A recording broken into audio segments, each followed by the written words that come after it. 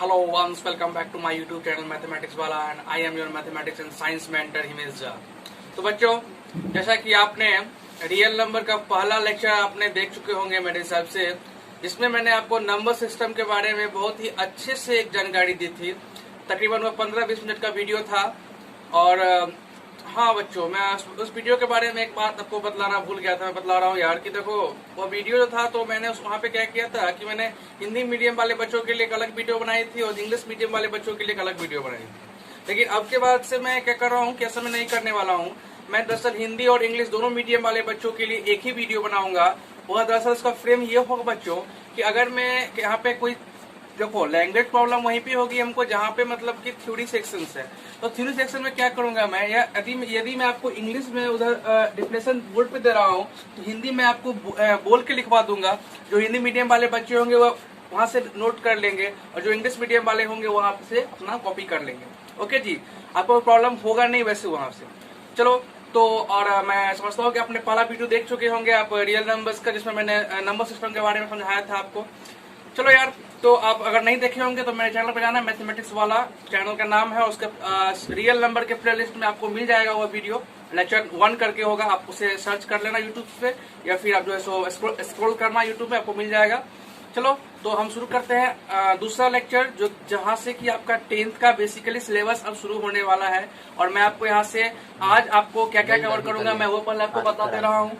तो चलो यार, इसी के साथ लेक्चर नंबर 2 शुरू करते हैं। लेकिन उससे पहले, लेक्चर 2 शुरू करने से पहले आप लोग एक काम करो, इस वीडियो को लाइक करो, चैनल को सब्सक्राइब करो, बेल आइकन को दबाओ और अपने दोस्तों के बीच इस वीडियो को शेयर करो। तो चलिए बच्चों, इसी के साथ हम शुरू करते हैं आपका रियल नंबर का लेक्चर 2, जो कि बहुत ही इंपॉर्टेंट होने वाला है आप सभी 10th स्टैंडर्ड के बच्चों के लिए। चलिए भाई शुरू करते हैं। तो देखो भाई, मैं सोच रहा हूँ आपको कि पहले मैं इस लेक्चर को शुरू करने से पहले मैं आपको एक ओवरव्यू दे दूं कि दरअसल आपको क्या क्या पढ़ना है 10th क्लास के आपके इस रियल नंबर चैप्टर में। तो भाई देखो, वैसे तो चैप्टर बड़ा है, लेकिन मैंने इसे 2 सब टॉपिक्स में बांटा है। 2 सब टॉपिक्स, एक हमारा है यूक्लिड्स का divisibility algorithm, Euclid's divisibility algorithm. Hindi medium वाले बच्चे भी इसे इसी नाम से जानते होंगे भाई, क्योंकि यूक्लिड एक साइंटिस्ट थे, मतलब एक मैथमेटिशियन थे, बेसिकली साइंटिस्ट नहीं कहना चाहिए उनको। और उन्होंने इसको एक थ्योरम बनाया था, वही यूक्लिड डिविजिबिलिटी एल्गोरिथम। और दूसरा जो हमारा है वो हमारा है fundamental theorem of mathematics, fundamental theorem of mathematics. देखो भाई, रियल नंबर को बेसिकली हम इसी 2 मेजर सब टॉपिक्स के रूप में पढ़ेंगे। और इसको दोनों को पढ़ने के बाद हम फिर इस जो ये हमारा थ्योरी है यूक्लिड्स डिविजिबिलिटी एल्गोरिथम, इसके जो एप्लीकेशंस होंगे, इसका एप्लीकेशन आपको HCF निकालने में इसका यूज होता है, मैं वो आपको बतलाऊंगा। और इसका भी एप्लीकेशन, मतलब वही बात तो मैंने कहा कि इस चैप्टर को मैं 2 मेजर टॉपिक्स में बांट रहा हूँ, यूक्लिड डिविजिबिलिटी एल्गोरिथम और फंडामेंटल थ्योरम ऑफ मैथमेटिक्स। और फिर इसके एप्लीकेशंस के बारे में हम पढ़ेंगे। इसके एप्लीकेशंस में आपको आएगा HCF, LCM और 2 नंबरों के बीच का रिलेशंस के बारे में आप जो पढ़ेंगे वह हमारा यही इस थ्योरम का जो होगा बेसिकली एक एप्लीकेशंस होगा। और ये 2 मेजर टॉपिक करने के बाद बच्चों हमारा एक तीसरा टॉपिक्स आएगा, जो हमने आपको रेशनल नंबर्स के बारे में, डेसिमल एक्सपेंशंस के बारे में जो बतलाया था कि मैं डिस्कस करूंगा, वही टॉपिक हमारा होगा कि रेशनल और इरेशनल, यानी कि आप इसे ऐसे समझ लो कि रेशनल और इरेशनल नंबर का बारे में एक बार फिर से हमको पढ़ना है। तो ये 3 मेजर सब टॉपिक्स आपको रियल नंबर में 10th क्लास में पढ़ना है। तो चलिए भाई शुरू करते हैं। आज का जो हमारा लेक्चर रहेगा पूरा का पूरा वह यूक्लिड्स डिविजिबिलिटी एल्गोरिथम पे ही होगा। और हम कोशिश करेंगे कि इसको आज शुरू करें और इसी लेक्चर में इसको खत्म भी करें, कि इसका जो एक एप्लीकेशन है HCF वाला, उसको भी लेके हम इस टॉपिक को बिल्कुल खत्म करें। चलिए भाई शुरू करते हैं हम यूक्लिड्स डिविजिबिलिटी एल्गोरिथम का। तो भाई अभी तक भी जिन लोगों ने अपना पेन कॉपी नहीं निकाला है, अब तो निकाल लो यार, क्योंकि अब आपकी क्लास शुरू होने वाली है। चलो भाई, तो हम शुरू करते हैं यूक्लिड्स डिविजिबिलिटी एल्गोरिथम, जो कि हमारा पहला सब टॉपिक्स होगा इस रियल नंबर चैप्टर का। चलो इससे पहले, चलो भाई एक मैं आपको ओवरव्यू दे देता हूँ यूक्लिड्स डिविजिबिलिटी एल्गोरिथम शुरू करने से पहले। तो ये आसान एक मतलब जो है हिंदी मीडियम वाले बच्चे भी इसी नाम से जानते होंगे आई थिंक इस टॉपिक को। पहले बात देखो यार, मैं आपको एग्जांपल दे रहा हूँ। आप 2 से डिवाइड करो 9 में, 4 यहाँ होगा, यहाँ 8, यहाँ 1।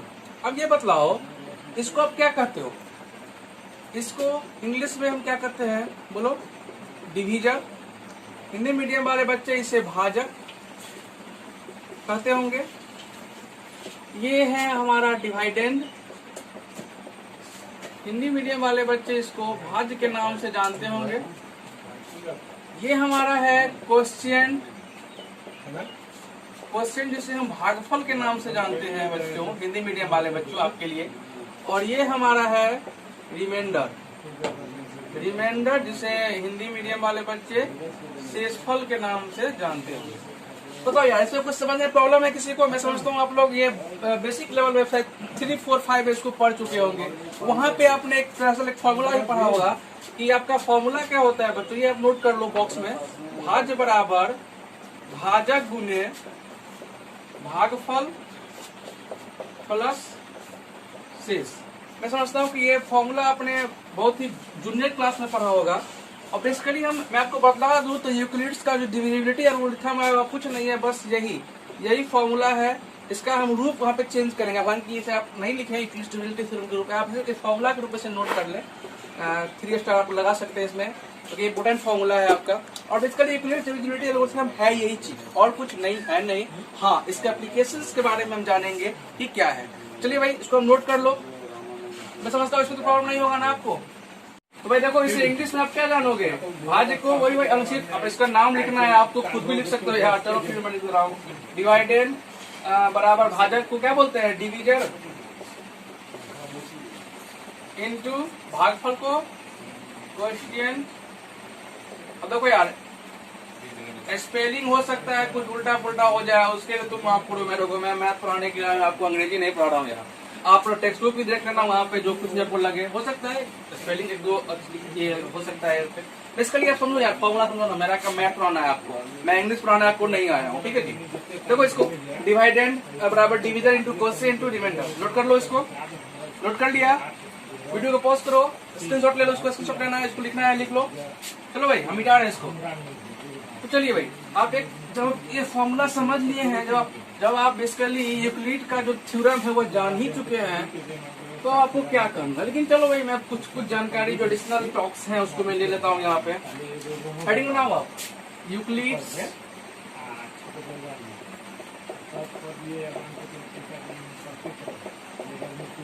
Division algorithm. चलो भाई इसको लिख दो क्या हिंदी में? लिख दो क्या यार? चलो लिख देता हूँ। यूक्लिड का तो यूक्लिड ही होगा ना यार, ये तो नाम है। डिवीजन को क्या बोलते हैं? विभाजन। चलो यूक्लिड विभाजन एल्गोरिथम, यही है हिंदी में। आई थिंक ये आपका टाइटल होगा, आपने अपने बुक्स में देखा होगा। तो देखो भाई ये यूक्लिड्स डिवीजन एल्गोरिथम जो आपको मैं समझाऊंगा, उससे पहले आपको एक चीज, 2 टर्म्स है, लेमा और एल्गोरिथम, जो आपने मैं समझता हूँ कि आपने अपने बुक में देखा होगा। तो कुछ समझ में नहीं आया भाई, ये एल्गोरिथम और लेमा, ये तो आप नया शब्द देख रहे हो। तो मैं आपको थोड़ा इसके बारे में पहले क्लियर कर दे रहा हूँ। तो आप लिख लो एल्गोरिथम। देखो एल्गोरिथम के बारे में चलो मैं लिख दे रहा हूँ आपको।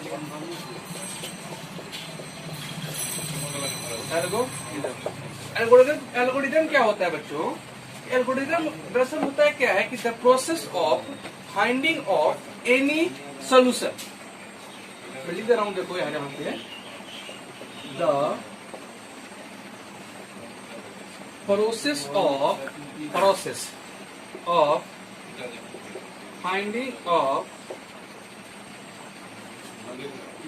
Finding of solution of any problem is called, नहीं known लिखो, is known as algorithm। तो भाई the process of finding of solution of any problem is known as algorithm. यानी कि आप हिंदी मीडियम वाले बच्चों लिख लो इसको किसी भी प्रॉब्लम मतलब किसी भी सवाल का हल करने की जो प्रक्रिया होती है उसे हम एल्गोरिदम के नाम से जानते हैं। लिख लो यार, किसी भी सवाल को हल करने की जो प्रक्रिया होती है उसे हम एल्गोरिदम के नाम से जानते हैं। हो गया जी। चलो भाई, एल्गोरिथम को देखने के बाद अब हम एक और टर्म हमारा है लेमा। लेमा के बारे में एक इंट्रोडक्शन आप लोग ले लो। देखो भाई, मैं समझाता हूँ पहले लेमा होता है क्या। बेसिकली लेमा के बारे में आप ये कह सकते हो कि यह दरअसल एक स्टेटमेंट होता है, मतलब एक प्रूफ स्टेटमेंट होता है। यह एक प्रूफ स्टेटमेंट होता है जिसका यूज हम किसी दूसरे स्टेटमेंट को प्रूफ करने के लिए करते हैं। समझ में आया कुछ? चलो पहले मैं डेफिनेशन बता रहा हूँ। कहते हैं कि this is the proof statement. This is the proof statement which is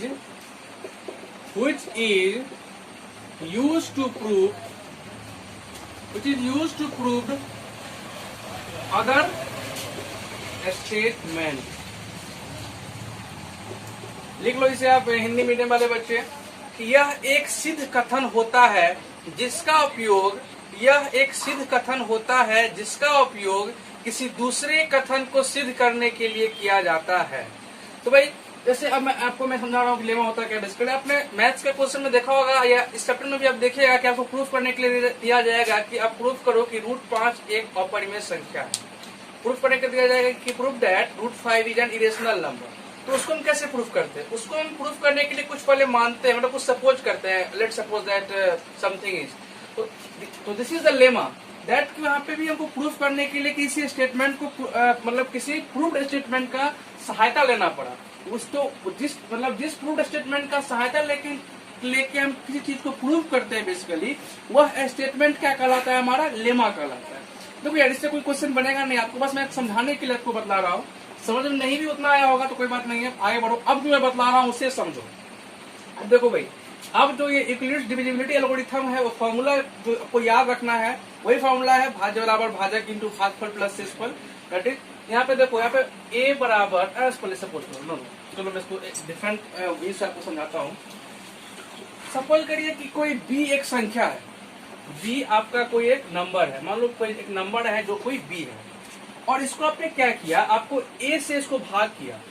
b कोई नंबर है जिसको आपने a से भाग किया, तो a से जब b को भाग किया तो जब a तो c मतलब कि a के पहाड़ा को c बार पढ़े तब जाके हमारा b जो है पूरा a से b डिवाइड हो गया। ठीक है जी, मतलब देखो b को आपको डिवाइड करना था a से, तो a को आपने b से c टाइम्स, तो आपने उसको मतलब c टाइम्स करने के बाद आपका जो है वह b से डिवाइड हो गया। तो आप इसको कैसे लिख सकते हो? b बाई a बराबर c है, तो क्या हम इस a को इधर ले जा सकते हैं ना जी? रूल है। आप जब क्या करते हैं, जब बराबर के उस साइड ले जाओगे संख्या को, तो डिवाइड है तो उधर क्या हो जाएगा? मल्टीप्लाई हो जाएगा। तो क्या हो जाएगा? b बराबर a इंटू सी, या ए सी भी लिख सकते हो इसको, b बराबर ए सी। तो यही बात देखो अब, तो यहाँ समझो कि देखो यहाँ पे क्या हुआ कि a से b पूरा का पूरा डिवाइड हो गया, a से b पूरा का पूरा डिवाइड हो गया, यानी कि हमको किसी भी तरह का शेषफल नहीं आया, जो भी था हमारा क्वेश्चन पूरा का पूरा डिवाइड कर दिया। तो यहाँ पे हम शेषफल की जगह 0 लिख सकते हैं, वो 0 पे लिख सकते हैं ना बच्चों। b बराबर ac प्लस 0 लिख सकते हैं। आपका शेषफल क्या है? यहाँ पे कुछ नहीं आ रहा है, 0 हो गया। तो बेसिकली देखो अब आपका जो यूक्लिड्स का डिवीजन एल्गोरिथम कहता क्या है? वह कहता है आपका कि b बराबर a q plus c, b बराबर a क्यू प्लस सी। अब यहाँ पे b क्या है? b वही है भाई जो मैंने आपको पहले बतलाया था कि b आपका क्या है? b आपका भाज्य है। भाज्य यानी कि भाज्य बोलिए, या फिर भाज्य को क्या बोलते हैं इंग्लिश में? डिवाइडेंड। a को क्या बोलेंगे? a हमारा डिवीजन हो गया, यानी कि भाजक। a हमारा हो गया आपका भाजक, जिसे आप क्या बोलते हैं? डिवीजन। q आपका क्या हो गया? q से कुछ आइडिया लग रहा है? क्वेश्चन, यानी कि भागफल। q आपका हो गया भागफल, QEOTIENT, क्वेश्चन। और c के जगह आप r का यूज कर लो, अच्छा रहेगा। थोड़ा आज मैं क्यों बोल रहा हूँ तो अभी मालूम चलेगा। एक्चुअली होता क्या है कि शेषफल को इंग्लिश में रिमाइंडर बोलते हैं, तो रिमाइंडर r थोड़ा मतलब याद करने में आपको अच्छा रहेगा। तो r को हम ले लेते हैं रिमाइंडर, रिमाइंडर बोले तो आर इज शेषफल। ठीक है भाई, अब ये फॉर्मूला आप याद कर लो, बी बराबर ए क्यू प्लस आर। यहाँ पे बी हमारा भाज, ए भाजक, क्यू भागफल और आर रिमाइंडर। ये फॉर्मूला याद कर लो, जैसा पहले भी आप कर चुके होंगे। अब यहाँ पे एक कंडीशन है बच्चों, जो कि बहुत ही इंपॉर्टेंट कंडीशन है, और इस कंडीशन के करके बहुत सारे अच्छे क्वेश्चन प्रूव करने होंगे। ये आप हमेशा ध्यान रखना। ये कंडीशन क्या है हमारा, एक्चुअली ये आर जो होगा, ये आर क्या होगा, ये आर हमेशा हमारा 0 से बड़ा या 0 के बराबर, लेकिन इस ए से हमेशा क्या होगा, छोटा होगा। ये मैं इस फॉर्मूला को अगर 1 स्टार दूंगा तो ये इसको, इस कंडीशन को मैं 3 स्टार देने जा रहा हूँ। आप समझ सकते हैं कितना इंपॉर्टेंट ये कंडीशन है। आपको जितने भी अच्छे अच्छे क्वेश्चन यूक्लिड्स डिविजिबिलिटी एल्गोरिथम पे मिलेंगे, वह सब के सब इसी कंडीशंस पे बेस्ड होंगे। ये बात आप समझ लो और इसको बहुत ही अच्छे से नोट करो। मैं आपको समझा दे रहा हूँ बेसिकली एक एग्जाम्पल के थ्रू इसका क्या महत्व है। ठीक है भाई, आप इसको नोट करो। ये तो मैं आप समझता हूँ, अपने पीछे भी देखा होगा। ये बहुत इंपॉर्टेंट बात है, इंपॉर्टेंट मतलब कॉन्सेप्ट है, आप इसे रट लो। अब मैं इसको समझा दे रहा हूँ। इस सिंबल का क्या मतलब होता है, देखो एक मिनट, इसमें नहीं गंदा नहीं करूंगा।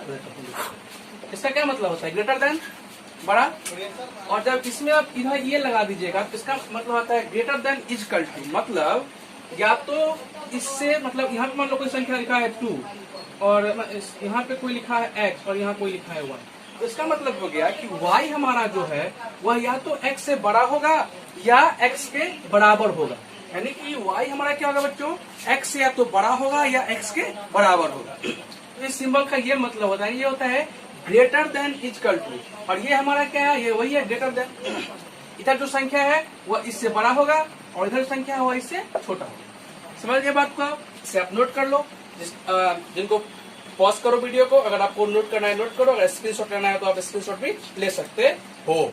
चलो भाई, मैंने आपको कहा था बच्चों कि इसको जो इम्पोर्टेंट प्रॉपर्टी है 3 स्टार वाला प्रॉपर्टी, इसको थोड़ा आपको समझा दे रहा हूँ। बेसिकली इसे हम 1 स्टार दे रहे हैं तो इसको हम 3 स्टार दे रहे हैं। क्यों दे रहे हैं आपको आगे समझ में आएगा, फिलहाल मैं तो आपको इसको समझा दे रहा हूँ। देखो मैं ले रहा हूँ कि ये क्या है हमारा, ये हमारा मान लो कोई नंबर है 28। ओके जी, अब इस 28 नंबर में हमको क्या करना है, 5 से डिवाइड करना था। 5 से डिवाइड करना था, मतलब 28 को 5 से डिवाइड करोगे तो कितना, 5 5 जा 25, ये कितना हो जाएगा 3। मतलब इसका क्वेश्चन कितना आया 5, रिमाइंडर कितना है बच्चों 3। ओके जी, किसी प्रॉब्लम, कोई इशू नहीं होगा, नहीं होगा, आपको कोई इशू नहीं होना चाहिए। अब देखो ये हमारा एग्जाम्पल है, एग्जाम्पल फर्स्ट देखो। अब देखो मैंने जहाँ पे कंडीशन लिखाए थे, आप खुद से बतलाओ कि क्या ये कंडीशन सेटिस्फाई कर रही है।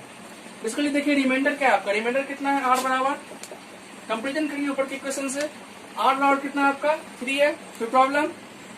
अब देखो ये हमारा हमने किससे डिवाइड किया है, 28 में 5 से डिवाइड किया है, तो ये हमारा कहाँ गया, a बराबर 5। अब आप देखिए बच्चों कि r जो हमारा, ये जो हमारा r है वह a से बड़ा है या छोटा है, इज r लेस देन या इज r लेस देन और ग्रेटर देन a। ऑब्वियसली बात है, आपको दिख रहा होगा कि हमारा r क्या है, हम सॉरी चलिए बच्चों, हमारा a क्या है, r से बड़ा है।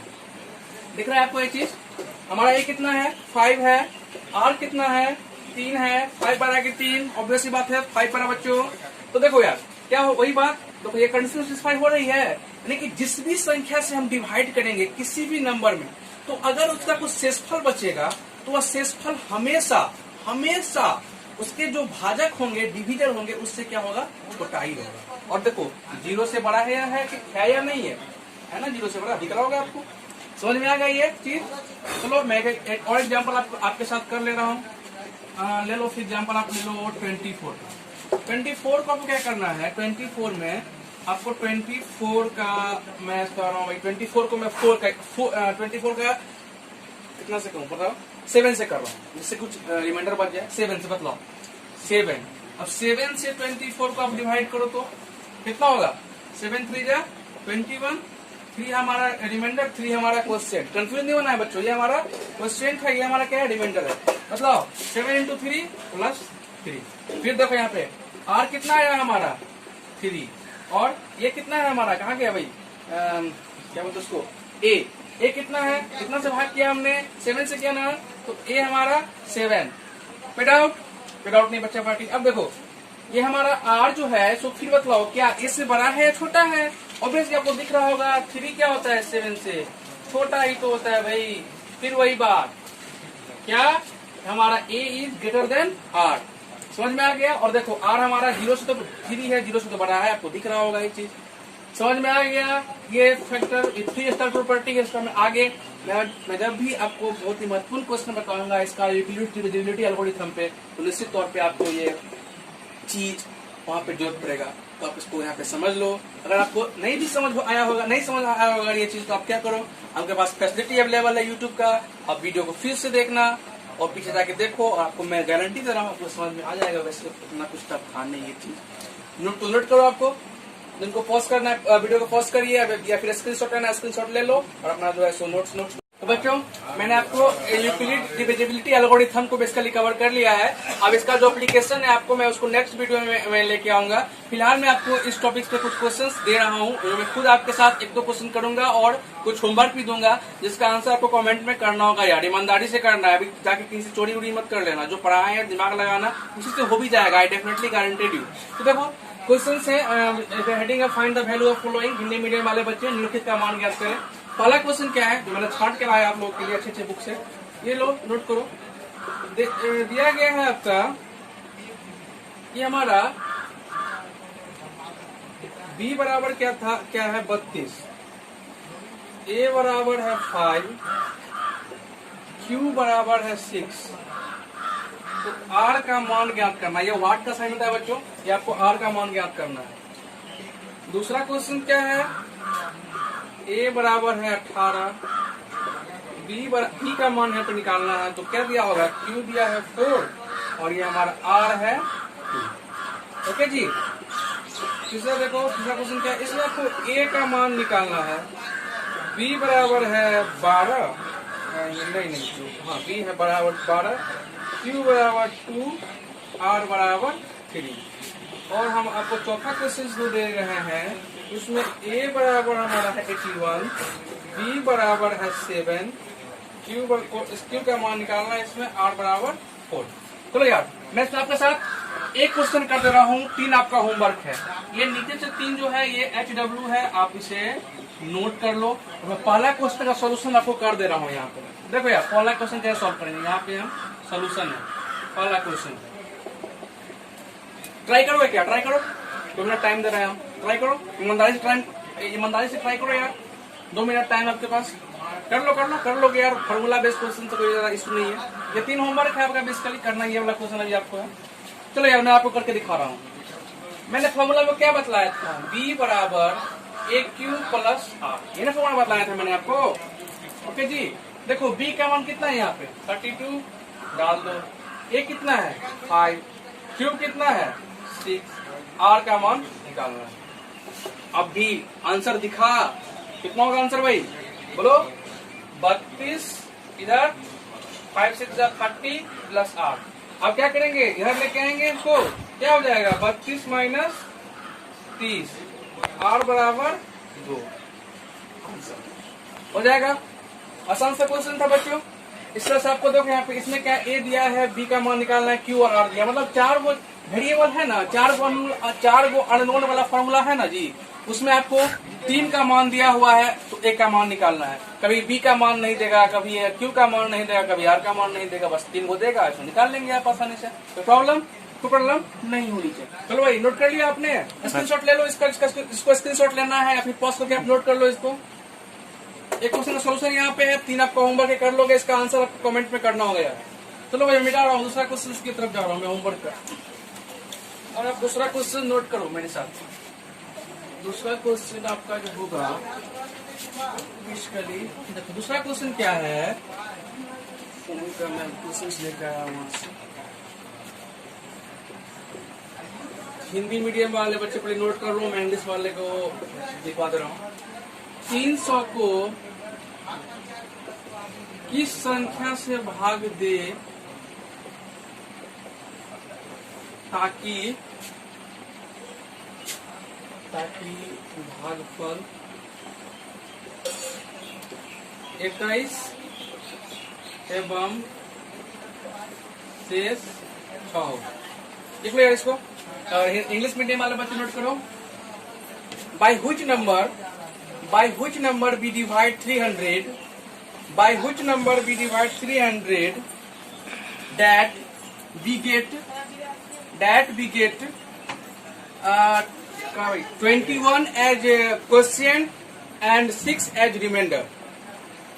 By which number we divide 300 that we get 21 as remainder, 21 as quotient and 6 as remainder.